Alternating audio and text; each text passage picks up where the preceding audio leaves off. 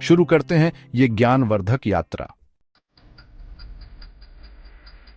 दोस्तों, क्या आपने कभी सोचा है कि समय की गणना कैसे की जाती है?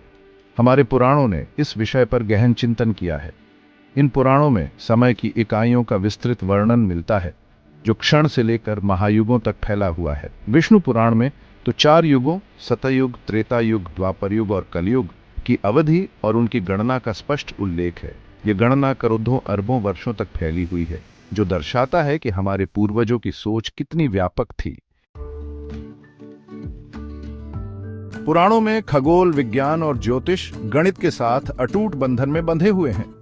इन ग्रंथों में नक्षत्रों, राशियों, ग्रहों की गति और ग्रहणों की गणना का विस्तृत वर्णन मिलता है। यह गणना केवल धार्मिक अनुष्ठानों तक सीमित नहीं थी, बल्कि कृषि, जलवायु और नौवहन जैसे क्षेत्रों में भी महत्वपूर्ण भूमिका निभाती थी। यह प्राचीन भारत की वैज्ञानिक प्रगति का एक उत्कृष्ट उदाहरण है। यज्ञ प्राचीन भारत के धार्मिक जीवन का एक महत्वपूर्ण हिस्सा थे। और क्या आप जानते हैं दोस्तों, इन यज्ञों के सफल आयोजन के लिए भी गणित का अहम योगदान था।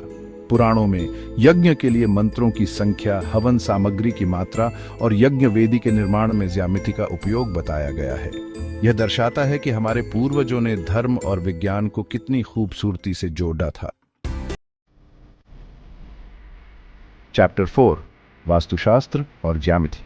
वास्तुशास्त्र प्राचीन भारत की एक और महत्वपूर्ण देन है। यह विज्ञान भवन निर्माण के लिए ऊर्जा के सकारात्मक प्रवाह पर केंद्रित है और इसके पीछे भी गणित का ही कमाल है। पुराणों में मंदिर निर्माण, यज्ञ वेदी और नगर नियोजन के लिए ज्यामिति और अनुपात का विस्तृत उपयोग बताया गया है।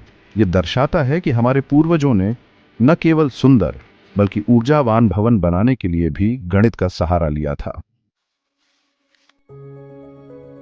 चैप्टर 5, संख्या प्रणाली। दोस्तों, क्या आप जानते हैं कि हमारे पुराणों में अरबों खरबों नहीं बल्कि उससे भी कहीं बड़ी संख्याओं का उल्लेख मिलता है?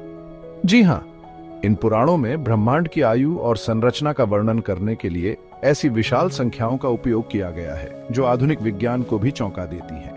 यह प्राचीन भारत की गणितीय प्रतिभा का एक अद्वितीय उदाहरण है।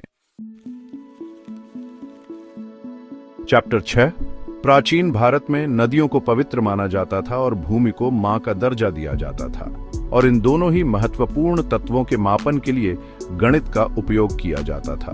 पुराणों में नदियों की लंबाई, भूमि का क्षेत्रफल और जल संसाधनों के मापन का विस्तृत वर्णन मिलता है। यह जानकारी सिंचाई, कृषि और नगर नियोजन जैसे क्षेत्रों में महत्वपूर्ण भूमिका निभाती थी। चैप्टर 7, प्राचीन भारत में धार्मिक अनुष्ठानों का विशेष महत्व था और इन अनुष्ठानों को शुभ मुहूर्त में करने के लिए गणित का सहारा लिया जाता था। पुराणों में व्रत, त्योहार और मुहूर्त की गणना का विस्तृत वर्णन मिलता है। यह गणना ग्रहों की स्थिति और नक्षत्रों के आधार पर की जाती थी, जो प्राचीन भारत में ज्योतिष के प्रभाव को दर्शाता है। चैप्टर 8, आयुर्वेद प्राचीन भारत की चिकित्सा पद्धति है, जो आज भी पूरी दुनिया में लोकप्रिय है। और क्या आप जानते हैं दोस्तों, इस चिकित्सा पद्धति में भी गणित का महत्वपूर्ण योगदान है। पुराणों में दवाओं की मात्रा, शरीर की संरचना और उपचार के लिए गणित का उपयोग बताया गया है।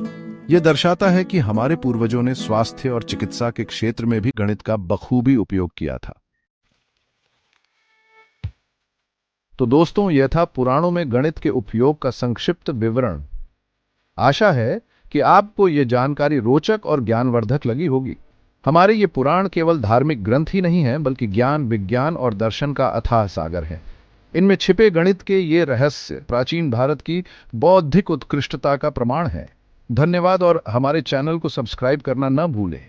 आगे भी ऐसे ही रोचक विषयों पर वीडियो देखने के लिए बेल आइकॉन को दबाना न भूलें।